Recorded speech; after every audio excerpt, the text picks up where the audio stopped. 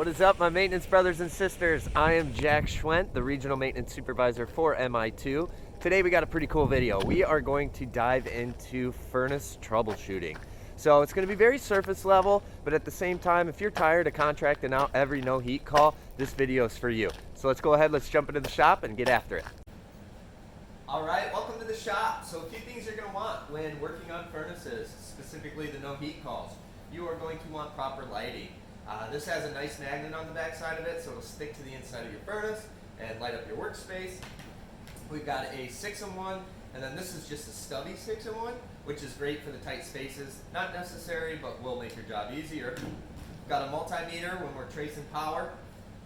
Sanding sponge, ultra fine. This is a 180. You can also use a brand new dollar bill. That works just as well. We've got our wire strippers and needle nose. 3-amp fuses. Let's say you do have a furnace that is popping fuses regularly. While you're diagnosing that furnace, instead of putting fuse after fuse after fuse in, they make what's called a little popper. This is a 5-amp. We also have a 3-amp you can get. This goes in place of your fuse, so while you're diagnosing that furnace, this pops instead of running through all your fuses. Now, obviously, once you resolve the issue, you take this guy out, put your fuse back in, you're good to go. We've got some jumper wires for bypassing the thermostat if needed, and then of course our PPE. I need everybody safe out there working on these furnaces. So don't need much.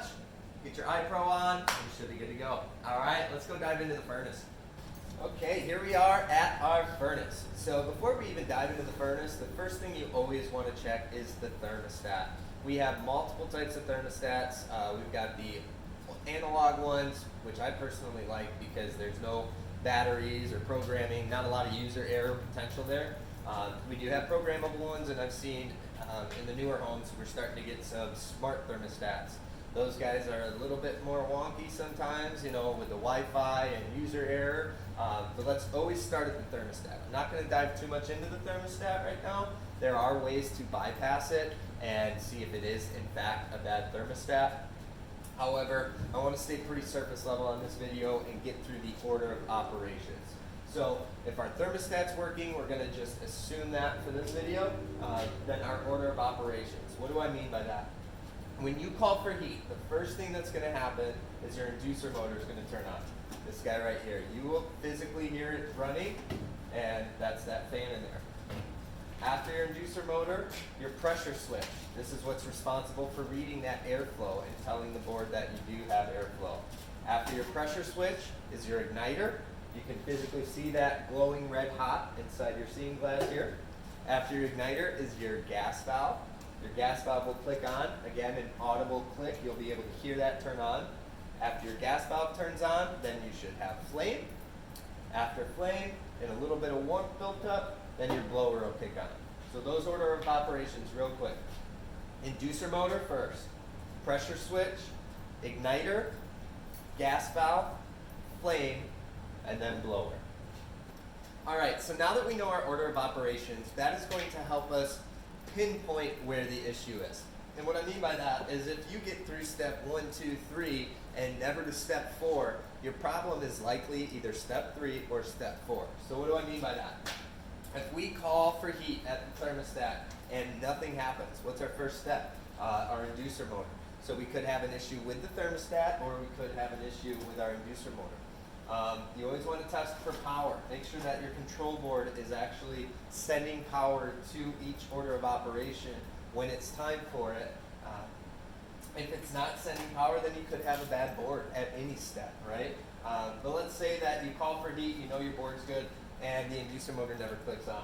Well, it's likely a bad inducer motor. Swap that out and you're up and running. After the inducer motor is your pressure switch. A troubleshooting option for that is to turn your furnace on, disconnect when those rubber hoses go into your pressure switch, and as your furnace is trying to start, you can physically blow or suck on that pressure switch, and if that actually causes the furnace to go ahead and ignite and kick on and go through, then your pressure switch could be bad. It could be requiring too much airflow or too much of a vacuum in order to close and continue the order of operations. Another very common issue is an igniter going bad. So after our inducer motor, after our pressure switch, we have our igniter. That's going to turn on and glow red. If you look in that sight glass or in that sight window and you never see a glowing igniter at the beginning of your operations, then you got a bad igniter. You can swap that out. Be very careful when swapping out your igniters that you do not touch this black part here.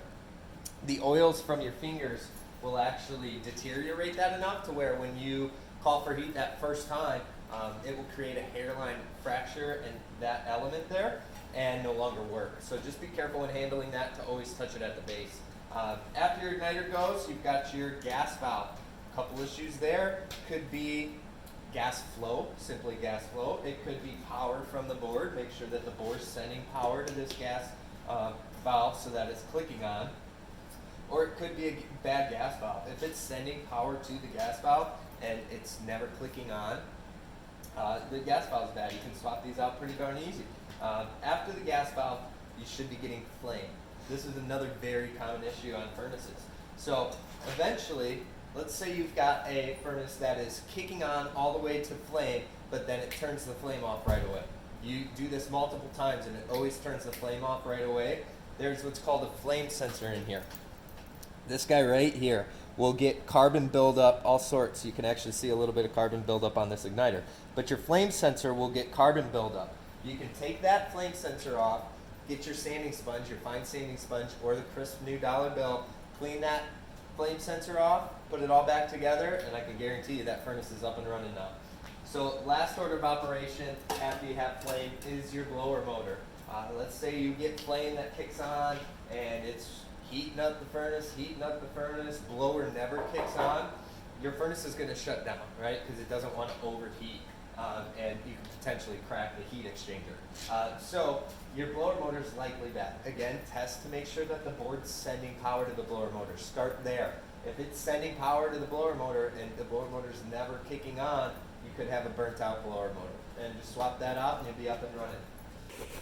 All right, yes heads, that is a wrap. Today in this video, we did a surface level 101 furnace troubleshooting for the no heat calls.